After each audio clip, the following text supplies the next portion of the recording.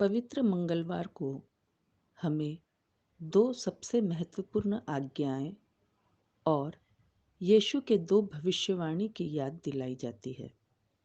पहला, यीशु की मृत्यु और दूसरा, यीशु का पुनरुत्थान। आइए हम पवित्र बाइबल से मार्कुस के सुसमाचार के अनुसार अध्याय 12 वाक्य 28 से 34 तक सुनेंगे।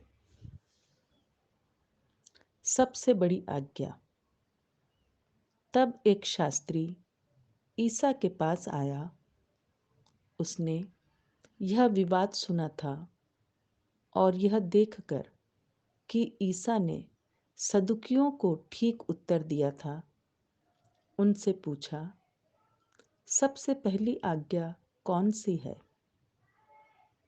ईसा ने उत्तर दिया, पहली आज्ञा यह है, इज़राइल सुनो, हमारा प्रभु ईश्वर एकमात्र प्रभु है।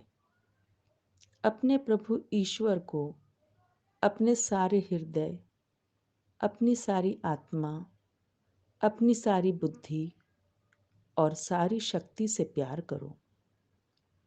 दूसरी आज्ञा यह है, अपने पड़ोसी को अपने समान प्यार करो। इनसे बड़ी कोई आज्ञा नहीं। शास्त्री ने उनसे कहा, ठीक है गुरुवर, आपने सच कहा है। एक ही ईश्वर है, उसके सिवा और कोई नहीं है। उसे अपने सारे हृदय, अपनी सारी बुद्धि और अपनी सारी शक्ति से प्यार करना और अपने पड़ोसी को अपने समान प्यार करना, यह हर प्रकार के होम और बलिदान से बढ़कर है। ईसा ने उसका विवेकपूर्ण उत्तर सुनकर उससे कहा, तुम ईश्वर के राज्य से दूर नहीं हो। इसके बाद किसी को ईसा से और प्रश्न करने का साहस नहीं हुआ।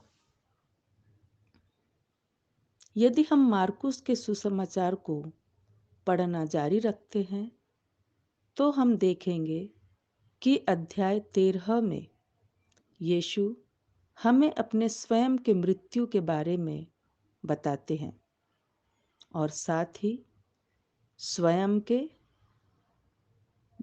दूसरी बार मृत्यु में से जी उठने, अर्थात पहला स्वयं का पुनरुत्थान और दूसरा पुनः आगमन।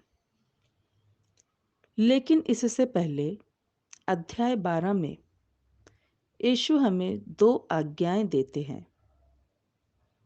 पहला,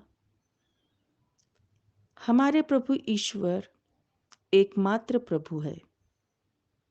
अपने प्रभु ईश्वर को अपने सारे हृदय, अपनी सारी आत्मा, अपनी सारी बुद्धि और सारी शक्ति से प्यार करो।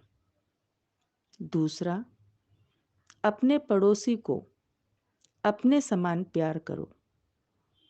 इन दो आज्ञाओं का पालन करेंगे तो हम स्वाभाविक रूप से 10 आज्ञाओं का भी पालन करने लगेंगे जो ईश्वर ने मूसा को दी थी।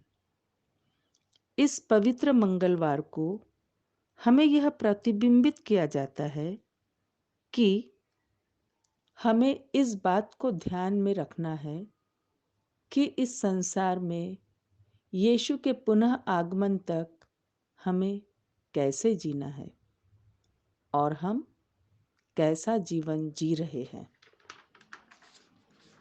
यदि हम अपने ईश्वर से प्यार करते हैं तो हमें उन सभी से प्यार करना है जिसे ईश्वर ने बनाया। यदि हम ईश्वर से प्यार करते हैं तो हम अपने पड़ोसी से भी प्यार करेंगे।